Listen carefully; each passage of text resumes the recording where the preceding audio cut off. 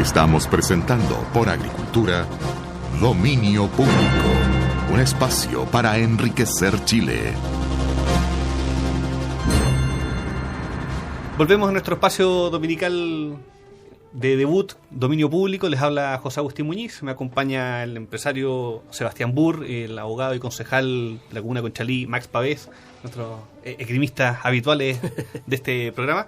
Y antes de irnos al corte comercial, Max está provocando una idea que a mí me causó mucha extrañeza. Tú dijiste que durante un año de campaña para ser concejal, ni una sola persona te dijo que un tema relevante para ellos era un tema que los políticos tradicionales, ¿no?, consideran que eran los temas que a ellos más les preocupan, sino que parece que a ellos les preocupaban cosas mucho más mundanas. Sí, o sea, no, mira, fíjate que no mundanas, ¿eh? Yo no diría. No, sí, la gente identifica, partiendo de la base que cualquier ciudadano, digamos, o muchos ciudadanos, no hay una distinción, digamos.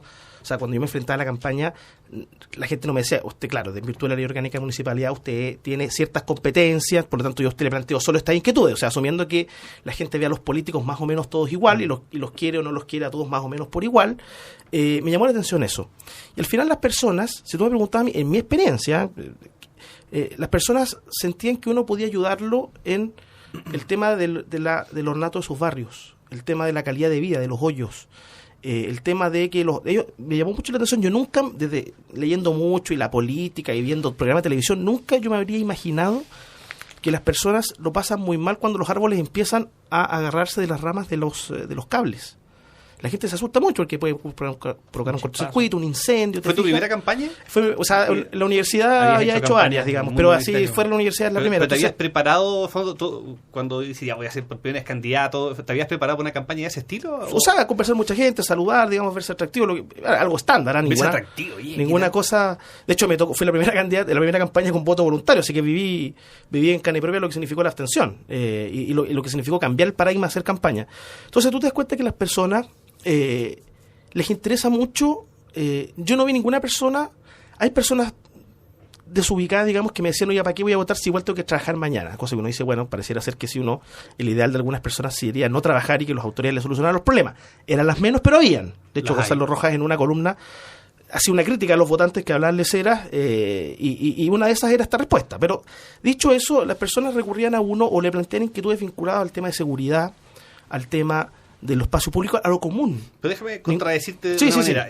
¿Dónde está el rol del político, en cierta forma, como líder también? Porque en estos días, por ejemplo, se está debatiendo, junto con ayudar a todos nuestros auditores del norte que la pasaron re mal, ya están pasando re mal con terremoto y las réplicas, se está debatiendo una importantísima reforma tributaria. O sea, efectivamente, yo creo, nadie va a hacer campaña o la ciudadanía no le va a pedir a una persona una reforma tributaria como parte de su programa, pero sin embargo es un tema político importante. Por supuesto, sí, claro. Sebastián ha estado involucradísimo en el tema, debatiendo con los autores del libro El Otro Modelo, sobre el tema de cambios constitucionales, que sin embargo no están en la discusión del día a día, pero son el entramado común que mantiene a Chile. Me hago cargo. Mi única crítica, José Agustín, por supuesto que el líder político no tiene una función de beneficencia y de asistencia social solamente. Por supuesto que el líder público tiene una misión de dirigir el país desde el punto de vista de generar las condiciones para que todos y cada uno podamos desarrollarnos material e intelectualmente posible, la definición de bien común tradicional. Lo que yo estoy criticando es esa vocería que muchos políticos se arrogan de que la ciudadanía quiere cambios constitucionales porque si no esto no da para más y van a haber más protestas en las calles. Ese es el punto que yo hago. Yo tengo muy claro que evidentemente las personas no te plantean a ti, oiga, queremos aumentar el impuesto. Claro, las personas dicen, oiga, pareciera ser que hay un poco de desigualdad, mire la gente cómo vive en tales lados, mire cómo vivimos nosotros, hay cosas que ajustar, sí. Pero lo que yo critico, insisto, es esta cosa de que aquí la gente te dice, mire, si no cambiamos el binominal, por poner un ejemplo burdo, que no es ni siquiera tan burdo, mire, si no cambiamos el binominal, oye, aquí va a quedar la escoba, un estallido social y va a ser responsable el sector que se opone a esta cuestión. El político tiene una misión, a mi juicio, como a nivel vecinal, comunal, muy importante. La municipalidad es la primera cara del Estado para muchas personas. De preocuparse de las cosas de lo público, de lo común, de dirigir. Nosotros tenemos fíjate, nosotros ayer, y con esto termino. Nosotros los concejales en Conchalí estamos viendo cómo, fíjate lo interesante esto. Hay fondos que se reparten para que cada junta de vecinos postula proyectos. Uh-huh. Entonces hay un dirigente que pensamos distinto, un dirigente de izquierda me dice, mire, todos tienen que recibir la misma plata para construir las mismas sedes. Nuevamente lo mismo que estamos. Es muy increíble, pero esto me pasó ayer. Hay cierta plata que el Fondebe, por la ley por la ley de juntas de vecinos, las municipalidades tienen que poner a disposición de las unidades vecinales, que se repartan a todos por igual. Entonces yo decía, y muchos decíamos, pero ¿por qué no fomentar que los mejores proyectos ganen más, o los que llegan con más participación ganen más, y los otros ganen menos? Bueno, vamos a trabajar una fórmula común en que llegamos a un acuerdo, un piso común de plata para el próximo año, y a partir de eso los mejores proyectos se van ganando. Pero esta lógica de la igualdad de lo público incluso se instala de esa manera. Entonces, razonable. Por eso te digo yo, obviamente las personas sienten que su necesidad van en lo común. Nadie me dijo, oiga, que no tengo trabajo, bueno, algunas personas, pero a la gente le gusta que la gente se preocupe de su espacio público, de lo común, de la seguridad, de los barrios, de los natos de sus barrios. Para la gente es muy importante la calidad de vida. Y en Chile la gente vive en pasajes con hoyo, la gente hay muchos microbasurales, y a las personas les interesa mucho más eso, porque es parte de su sentido común, de su vida diaria, de salir a la casa. Lo que les afecta al día. Claro, que los grandes temas y perjuicios que el político tiene que dirigir, obviamente, al bien común. O sea, no es un tema para la gente, en el fondo, mejorar la calidad de la política. Claro. Como quizás en la experiencia de Sebastián, que no es un tema para la gente del día a día, mejorar la calidad del mundo laboral, de tu relación con tu trabajo, pero sin embargo tú, desde tu posición como empresario, como persona que da trabajo a otras, sí se da cuenta de esas necesidades. Mira, yo no quisiera que Chile volviera a sufrir lo que sufrió en esa época, y además porque yo sentí que me quitaron como 10 años de mi vida entre el inicio del conflicto y el término del conflicto. Sebastián Burro. Pero volviendo a lo que decía Max, a mí me tocó también una discusión muy similar en Renca con unos profesores. Nosotros estábamos tratando de llevar adelante un proyecto en esa época como empresario, y salió el tema de la igualdad, de nuevo. Que todo tiene que ser igual, que todo es parejo, qué sé yo. Entonces yo de repente le dije, ¿por qué usted, a la profesora esta que estaba pidiendo esta condición de igualdad, ¿por qué usted viene con ese precioso vestido hoy día, viene bien peinada y viene maquillada y todo lo demás? Bueno, me dice, ¿por qué me hace esa pregunta? No, estás piropeando a la profesora. Le quiero preguntar por qué usted hace eso, cuando a lo mejor usted no debería venir así y debería venir todos iguales. Usted lo que quiere es distinguirse. Usted quiere aparecer más arreglada que otra, porque de otra manera no lo haría. Si todos parecieran iguales, no tiene ningún sentido que lo haga. Lo hace porque usted quiere distinguirse y quiere aparecer mejor presentada. Y eso ya es una desigualdad. Y quizás no es un tema de competencia, sino una mínima manifestación de la individualidad. Pero evidente, de la identidad pero evidente. Persona, entonces ya partimos con esas cosas que las personas muchas veces no se dan cuenta, que ellas también quieren identificarse y marcar una identidad propia. Entonces hay una contradicción en esa forma de actuar y en la forma de pensar muchas veces. Y ahí es donde la gente tiene que un poquito llegar a reflexionar un poco en forma más profunda. Oye, Sebastián, cuéntanos de tu trabajo en el día a día, este modelo que tú has implementado en tus empresas. ¿Cómo haces para que los mismos trabajadores que tú tienes en tu empresa, y si quieres nos cuesta un poco en qué consiste el trabajo que realizan, sean un poco más partícipes de la gestión de su ambiente laboral, de su vida laboral? Ellos entiendo que hasta pueden tomar hasta decisiones más relevantes en el día a día de la empresa. Bueno, mira, cuando se resuelve el conflicto de clase, vamos a denominarlo así, que así es como se ha denominado históricamente. Finalmente eso es lo que es, ¿no? Eso es lo que es. Tú te encuentras que el cambio de actitud y de voluntad cambia radicalmente. Hay un viejo refrán que dice que el trabajador hace como que trabaja y el empleador hace como que paga. Está buena. Y eso es porque en realidad este trata de pagar muy poco y el otro trata de trabajar muy poco también, de manera que de alguna manera ahí se... Bueno, siento que el trabajador tiene mucho que dar, ¿verdad? Y el empleador, a consecuencia de esa entrega, podría remunerar muchísimo mejor. Por supuesto. Pero tú partes de una legislación laboral que, per se, antes que se inicie cualquier trabajo, antes que se inicie una asociación, en fin, una empresa, ya te encuentras con una ley laboral que administra un conflicto a priori. Así o sea, es. parte de la base que aquí hay un conflicto. Así es. Y eso los políticos lo han administrado brutalmente bien. Los de un lado y del otro. Lo manejan ahí, se mueven en esa cosa y cosechan votaciones, etcétera. Sí, porque les conviene a fondo mantener Por supuesto, este conflicto vivo, evidente, porque si ese conflicto desaparece, entiéndeme, ¿Con quién juego tenis? ¿Con qué juego tenis? Necesito a alguien del otro lado claro, que me pimponee. Pero ¿quiénes son las víctimas de esto? Las víctimas son, por una parte, los trabajadores que tienen remuneraciones que están fijadas por ley, igualitarias, salario mínimo, y por otro lado, un emprendedor que en realidad tiene un conflicto con el cual no puede producir riqueza y qué sé yo. Entonces, el propósito de esta unión entre capital y trabajo, que dicho sea de paso, viene de un principio que es muy interesante tenerlo presente, porque no es una cosa que se le ocurrió a uno y es buena idea el gallo. No, viene de un principio muy potente. Tú entras en esto, digamos, y se terminó ese conflicto.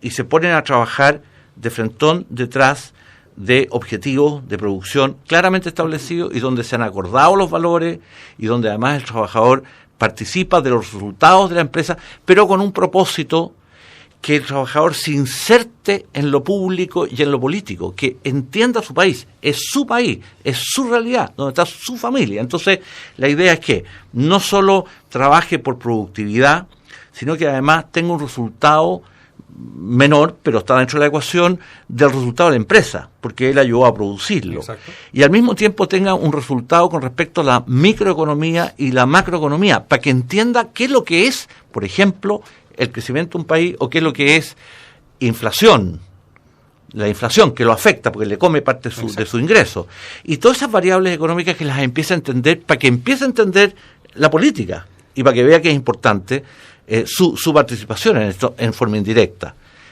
Voy a tirar del mantel y voy a dejar las cosas aquí. ¿A dónde mando el currículum? La descripción suena sensacional. Claro. Y lo que pasa, uno de nuestros auditores que trabaja con Sebastián Burr, ¿a dónde manda el currículum? Sí, mira, fíjate que aquí en mi trayectoria yo he hecho muchos empresarios que eran trabajadores míos y que hoy día son empresarios. Y yo felices. Porque una vez uno me dijo, pero si yo vivo aquí adentro de la incertidumbre del resultado, ¿por qué no lo vaya a vivir afuera por mi propia cuenta? Lógico. Es el aire, el fondo de todo. Es inherente a cualquier condición, a cualquier cosa humana. Pero yo te quería decir el principio, para cuál tú puedes jugar con esto. Hay un refrán o una máxima que dice que trabajo es capital en potencia. Trabajo es igual a capital en potencia. Claro. Y capital es trabajo acumulado. ¿Qué es en potencia? No, es acumulado, ya está. Lo otro es en potencia. El trabajo es... Entonces, dado que yo trabajo lo puedo analogar con capital, puedo jugar con ello, a pesar de que trabajo hay una persona humana y que yo tengo que tener eso muy presente. Y una diferencia, ¿no? Y el capital es un bien físico, que está en un banco, qué sé yo, tengo que también diferenciar esa parte. Yo la diferencio porque establezco un ingreso mínimo que viene de la relativa de los ingresos devengados por la misma persona. Diablos. Entonces eso es muy interesante porque eso uno no pasa para abajo desde, ¿te fijas? Ahora, es un poco más compleja la operación, pero no es mucho más difícil que esto. Entonces, las personas cuando ya están en esta fórmula donde yo puedo jugar con capital y con trabajo, yo puedo armar un sistema matemático, por decirlo así, de resultados, por productividad, por resultado de la empresa, por resultado de la economía o del sector donde está esa empresa. Y ahí se arma otra historia, porque las personas pasan a ser partícipes de la realidad económica del país, dependen mucho de su productividad y también participan de los resultados de la empresa. Y esto no tiene nada que ver con ser socialista o con no ser capital. No, si el capital está completamente resguardado, al igual que está resguardada la seguridad del trabajador frente a eventos de baja. Pero un modelo de esta naturaleza, como tú lo pusiste, requiere de algo previo que no está en las ecuaciones, no está en los modos, que es una cierta relación de confianza, ¿no? Cuando tú empezaste recién a explicarnos esto, y lo primero que dijiste fue cuando tú dejas atrás la lucha de clases. O sea, claro. Eso que tú lo das como por supuesto para esta discusión no es fácil. ¿Quién da o cómo se da ese primer paso? Porque si no entramos en un ambiente de confianza, en el fondo, que en buen chileno este tipo no me va a calzar y mi jefe no me va a explotar, nos vamos a las patadas, nos vamos a la ley laboral, en el fondo, que es donde está el conflicto instalado. Claro. ¿Quién da ese primer paso? Bueno, mira, ¿o cómo lo diste tú? A ver, yo creo que el primer paso fue de una audacia inaudita y partió esto en el año 83 cuando el país quebró. Porque, claro, fue una necesidad. Pero lógico, porque yo dije, bueno, o yo sigo haciendo de mi vida una entrega para nada, o yo hago que esta cuestión funcione. Y como se produjo esta quiebra masiva de empresas y de bancos y cuánta cosa, yo dije, este es el momento. Pues entonces, ahí inicié este proyecto, que lo tenía pensado desde antes, pero que no había no le había encontrado la fórmula, porque había intentado cosas típicas de incentivos que no funcionaban un rato, pero después se caían y no. Tuve que entrar de lleno a una responsabilidad que fuera análoga a la mía. O sea, ¿qué es lo que a mí me pasaba? Tenía que pasarle al trabajador. Y los resultados del trabajador tenían que ser análogos a los míos. Y ahí estaba todo el cuento. ¿Y cómo fue tu conversación con tus trabajadores en ese...? Fue complicado porque yo me acuerdo que les ofrecí hice